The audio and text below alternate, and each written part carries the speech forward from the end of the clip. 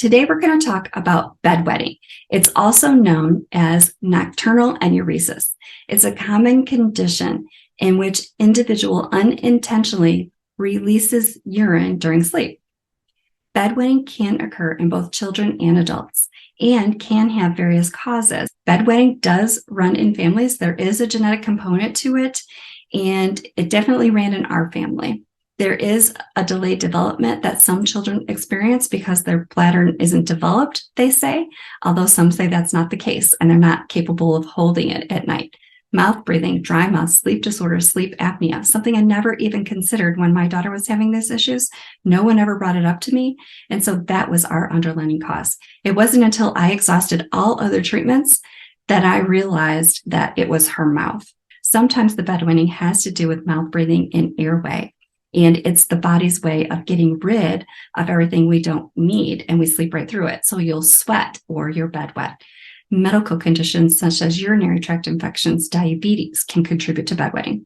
Stress, anxiety, emotional issues, trauma, and certain medications, diuretics, sedatives, antidepressants can contribute to bedwetting. So it's important to note bedwetting is not caused by laziness, stubbornness, lack of bladder control. It is a medical condition with an underlying cause, and it can be effectively managed with certain treatments and getting to the root cause. Bedwetting is a symptom of an airway issue, is what I found. Knowing that can lead you to the correct treatment. Sometimes it can include medications, bladder training, educations, lifestyle modifications, counseling, myofunctional therapy, again, depending on the underlying cause. If you've been trying to help your child stop bedwetting, I understand your frustration. I had a child that suffered from the embarrassment of bedwetting. It became a social issue because we just couldn't get a handle on it. We tried everything. Alarms to wake you up. I did not try medication. Waking her up to go to the bathroom, not giving her anything before she went to bed. When the alarm goes off, it's too late. They've already peed. So that just added more stress to everyone's life in the family. And then waking everyone up when she did wet the bed. I finally started double and triple sheeting the bed. So if she had an accident, I could pull them off and throw them in the washing machine and go back to bed. I did not have to remake the bed because everything was underneath. So I had the pad and the sheet over it, and then another pad. And then I had a pad and a sheet and another pad. And so I could just pull it off. It made her life so much easier. We could just rip it off. She could go back to sleep. A lot of times she didn't wake up till morning. And that was because she had a sleep breathing disorder and she was just in that deep sleep, which we'll talk about in a little bit. She just didn't wake up. We were finally able to find the root cause after so much heartbreak and frustration. It seems to be an inherent sleep disorder with mouth breathing.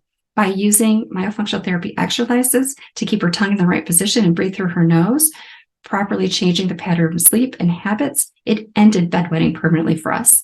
Again, it's just one of those things that I wish I would have known. We spent years, doctors, buying all these things, treatments, chiropractors. The chiropractic adjustment did help, but it didn't get rid of the underlying cause. It just treated the symptoms, much like everything else did.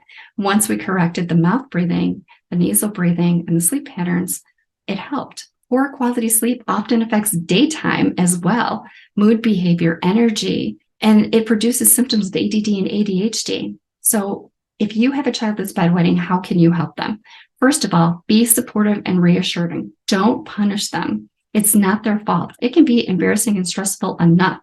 Let them know it's a common condition and it's not their fault. Encourage good bathroom habits, going to the bathroom regularly, going to the bathroom before they go to bed. They suggest limiting food intake. It's worth a try. It didn't work for us. Use waterproof bedding. That was a must for us. You can encourage bladder training exercises, Kegels, but again, breathing has a lot to do with it. How are they breathing during the day? How are they breathing during the night? Where is their tongue? Are they tongue-tied? Sometimes you can consider medications if you're up for that. Medications like desmopressin and iminoprone, I don't know how to pronounce those because I didn't use them, but they reduce urine production. Just an FYI, this was not an option for me because it dries out your mouth, your nose, your eyes, and I'm not a fan of that being a dental hygienist. You already have reducing saliva when you sleep at night. You don't need a pill that's not going to treat the root cause, but is going to create side effects that's going to cause other issues. Dry mouth can lead to cavities, to gingivitis. You're already mouth breathing, which is part of all this. You're breathing in air. It's causing more gas, more acid reflux, more irritable bowel. A chiropractic adjustment was an option and it did help. It just didn't eliminate the bedwetting. Contact a healthcare provider if bedwetting persists. You might need something else. There may be a different underlying cause that I haven't talked about here, and you need a different treatment. It's not one of the things that I'm talking about here. This is just how it shook out for us. And I became a myofunctional therapist and a hypnotherapist to help with these habits. Just because it's common doesn't mean it's normal. Again, we tried everything that they said, and I was just not a fan of medication. That was the only thing that they recommended that we didn't try. It turned out to be mouth breathing, and it was hereditary. Again, just because it's common doesn't mean it's normal. It can be effectively managed with the right support, the appropriate treatment. Most children will outgrow bedwetting, but you really need to address the underlying cause. For us, everything changed for the better once we addressed the underlying sleep disorder. So the first time she was dry every morning, eliminated dark circles under her eyes, she was refreshed, she was able to focus, she slept better, she had improved grades. She was more pleasant in social interactions because when she was sleep deprived, she was lashing out at people. She was short, and increased well-being, increased levels of energy, decreased hyperactivity. And then she could do sleepovers without fear and being embarrassed. The diminishment of ADHD symptoms. Some children are able to totally get rid of medications that we're on for ADHD when they address the underlying sleep breathing disorder problem. What I found does not cause bedwetting is too much fluid consumption, toilet training mistakes, an underdeveloped bladder, a missing hormone, constipation, diet, laziness. And what did not cure bedwetting for us was medication, alarms, pull-ups. They helped. They treated the symptoms, but restricting the fluids, changing our diet, it didn't help any of this. Rewards and punishment, not a good thing because it's not something they can control. Waking your child up to go to the bathroom, that just disrupted the sleep even more. So that was not a good option. All of these were attempts that we used to cure bedwetting, but they only scratched the surface of the symptoms and it was temporary. That was a lot of money and time wasted. Disappointment for both her and us. Taking the first step to stopping bedwetting, you can contact a myofunctional therapist. A lot of us give a free consultation. I do. You can click below. A free 15-minute consultation. We can discuss their habits and see what do we see. Is it a sleep breathing disorder? Is it a tongue posture? Is it a tongue tie? You can videotape your child sleeping 90 minutes after they fall asleep. See if they're mouth breathing. See what's happening. We want to dispel a lot of the misconceptions out there on bedwetting and make sure the parents have the right information to determine the right treatment for you. Everything changes for the better when you find and treat the root cause and not just the symptoms. I had no idea that we could retrain our own body and the muscles of the face to control bedwetting as well as other symptoms. I didn't know what I didn't know. So now that I know what I know, I'm sharing this information because I had so many questions. And with myofunctional therapy, we can retrain the brain and the muscles in the mouth to function properly to breathe better. Sometimes you might need some orthodontic treatment. The length of time varies. It could be 12 sessions, it'd be 3 months. It could take a whole year. Again, it depends on what are your habits, what's going on with your situation, how consistent are you with following through with the exercises, what age is your child, what is the ability that they have to do these exercises. We need enough time to work with patients to develop long-lasting habits. Pivotal factors in treatment are focusing on the habits, creating a treatment plan that's tailored to your specific needs, muscles, and circumstances. And remember, bedwetting is a symptom of a sleep disorder. Nocturnal enuresis is caused by an inherent sleep disorder, not cycling through the stages of sleep. Your circadian rhythm is disrupted. So bedwetting is classified as a parasomnia, which Johns Hopkins refers to as a sleep disorder causing interrupted sleep at night. It can cause sleepwalking, sleep talking, sleep paralysis, night terrors, teeth grinding, sleep arousals, nightmares, confusion, not dreaming. These are all disruptions in the stages of sleep. And that's where bedwetting comes from. In normal sleep, people go into light sleep and then they transition into a deep sleep. But bedwetters go right into the deep sleep and they stay there for longer periods of time. We spend a third of our life sleeping, and sleep is not a passive state. A lot goes into the body during sleep. Our brain reorganizes, it solidifies our memories, it improves concentration, it improves our creativity, it improves our function. It strengthens our immune system and our nervous system. A good night's sleep relieves stress by quieting our nervous system and establishing well-being, and the body heals itself. With bedwetting, a person might sleep 10 hours, but they really only experience 7 or 8 hours because there's a compromise in the quality of sleep that they're receiving, because they're not cycling through the stages and because of what's happening. So if someone is experiencing bedwetting, they remain in the deep sleep for too long. Therefore, they're missing the REM sleep, and they're not getting enough REM sleep is really what it comes down to. It compromises normal, healthy sleep. That's why we often see bedwetters with mood problems and ADHD symptoms, because they're having difficulty waking in the morning. They struggle with schoolwork. Their behavior is out of control sometimes. And it makes sense if you think about it. If you're sleep deprived, you're going to have an issue with behavior, with focus.